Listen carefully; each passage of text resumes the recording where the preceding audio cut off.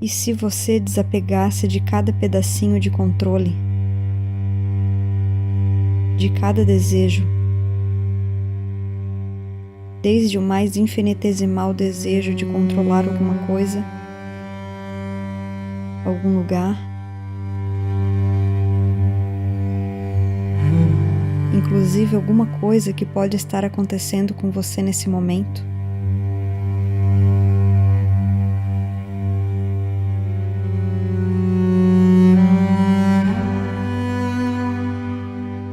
Imagine que você fosse capaz de desistir desse controle em todos os níveis,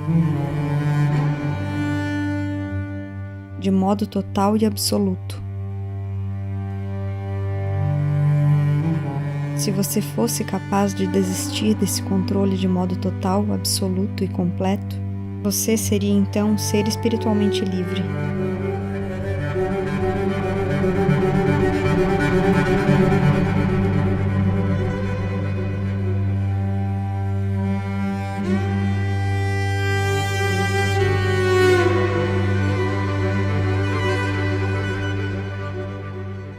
Muitas pessoas dizem que quando se analisa a estrutura emocional do homem, no seu nível mais profundo, descobre-se que a emoção primária que mantém os seres humanos separados é o medo. Não acho que isso seja verdade.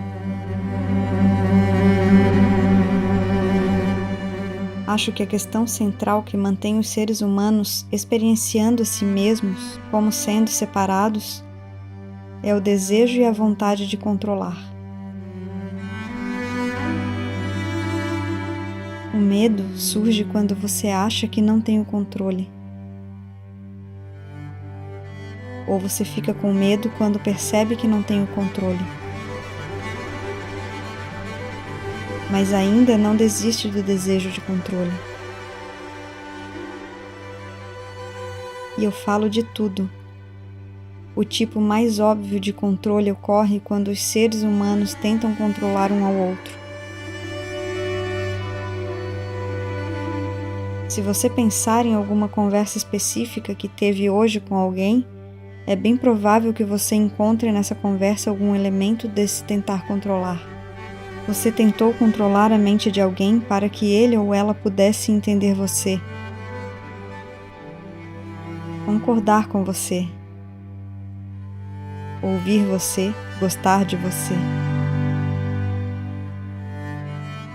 Isso pode não ser verdade para todas as conversas e pessoas, mas provavelmente para algumas é. Estou falando de tudo, desde as formas mais óbvias de controle e poder, até as formas mais sutis de controle. É nessas formas mais sutis de controle que tentamos mudar a nossa experiência do aqui e agora.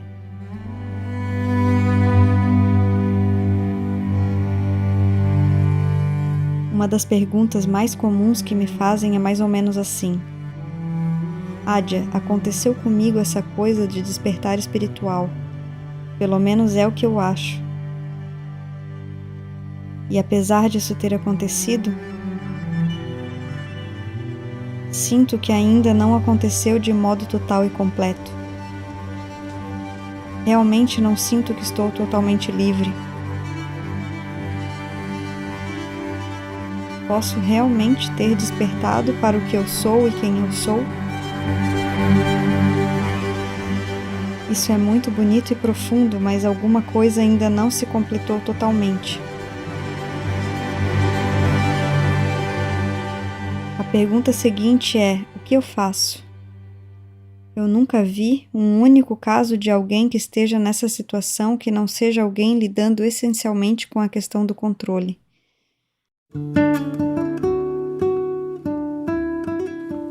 Porque todo mundo vive lidando com a condição de controle, a menos que essa pessoa esteja totalmente livre do desejo de controle.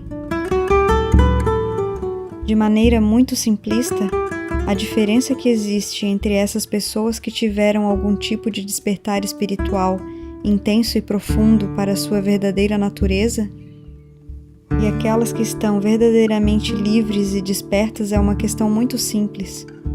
Aquelas que estão livres e libertas desapegaram do controle de modo total e absoluto. Isso é verdade porque quando você desapega do controle, não há como você não estar livre e liberto. É como pular de um prédio. Não há como não despencar.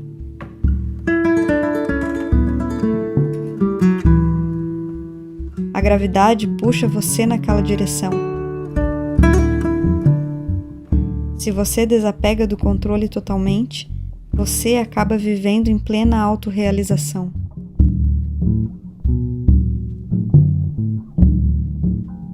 Em sua forma mais elementar, o desejo de controle se faz sentir como se houvesse uma mão fechada dentro da sua barriga.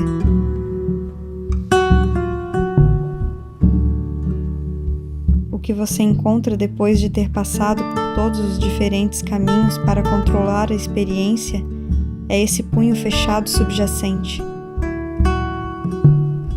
E quando você chega próximo desse punho fechado, você descobre que ele tem um protetor.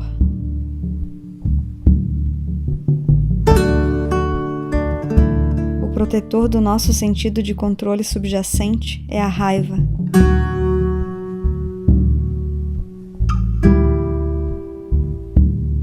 Geralmente, essa raiva é mais destrutiva do que qualquer sentimento que você algum dia quis admitir que pudesse existir dentro de você.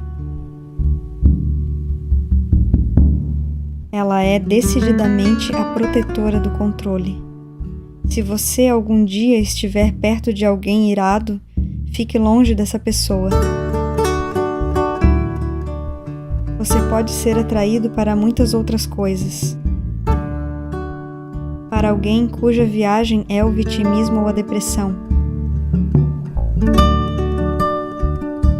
Ou talvez alguém que seja um agressor ou que tenha outros padrões. As pessoas podem ser atraídas para um apego ou enredamento com outros tipos de padrões emocionais.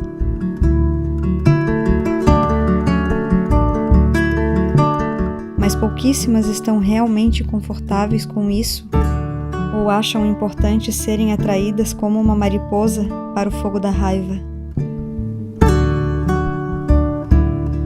Nesse sentido, a raiva é uma boa protetora. Ela faz o seu trabalho de forma muito eficaz. Muitas pessoas nunca chegam à própria raiva porque logo acima dela existe o medo. O medo geralmente funciona. Muitas pessoas que estão com muito medo fogem, mas as poucas que passam pelo próprio medo saem dele sentindo que por baixo desse medo existe algo aparente e terrivelmente destruidor.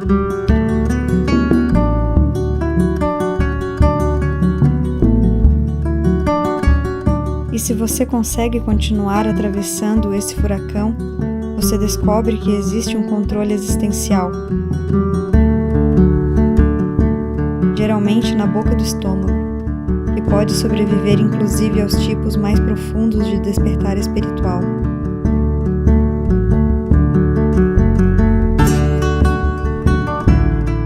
O medo pode ou não sobreviver, a raiva pode ou não sobreviver. Muitas vezes, elas não sobrevivem. Mas o controle às vezes sobrevive de fato na sua forma mais elementar.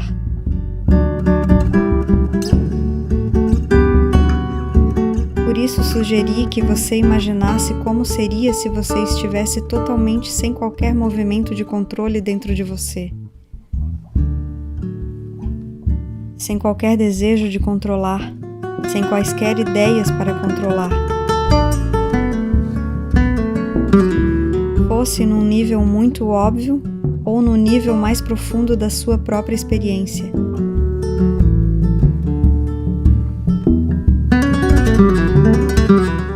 Imagine como seria se o seu desejo de controlar estivesse completamente ausente de seu sistema. Esse desejo de controlar é, em última análise, a nossa relutância em estarmos totalmente despertos. Há uma história maravilhosa contada por Anthony de Mello. Ele era um padre jesuíta espiritualmente desperto. Ele conta a história de uma mãe batendo na porta do quarto do filho dizendo: "Johnny, você tem que acordar. Está na hora de ir para a escola." Johnny responde: "Eu não quero acordar." A mãe repete: "Johnny, você tem que acordar." "Eu estou acordado." "Johnny, você tem que levantar, sair da cama e ir para a escola." "Eu não quero sair da cama." "Isso soa familiar?" "Eu não quero ir para a escola, estou cansado da escola, por que eu teria que ir para a escola?" A mãe responde: "Eu vou lhe dar 3 motivos pelos quais você tem que ir para a escola. Número 1, porque é hora de ir para a escola. Número 2, porque existe uma escola inteira e repleta de alunos que dependem de você. E número 3, porque você tem 40 anos e é o diretor da escola." Isso é parecido com muitos seres humanos que tiveram um despertar muito profundo. É como se o despertador tivesse tocado e você tivesse parado de idealizar o seu eu ilusório em constante existência e você soubesse decididamente que você é espírito puro. Você já experimentou isso. Você é como esse diretor, deitado na cama quando é hora de ir para a escola. Você está acordado, mas ainda não concordou totalmente com o fato de estar acordado. Você não desistiu do controle. Você quer ficar na cama, mas tudo está chamando você lá fora. A vida está chamando você lá fora. E o último pedacinho de controle que lhe resta é apenas dizer não. Lá fora é assustador. Eu não sei se eu quero sair por aquela porta. Lá fora é uma vida totalmente nova.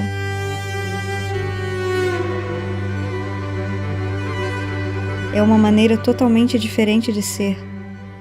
Eu acordei, mas não tenho certeza se eu realmente quero estar completamente acordado. Eu achava que eu podia só acordar e depois ainda ficar na cama.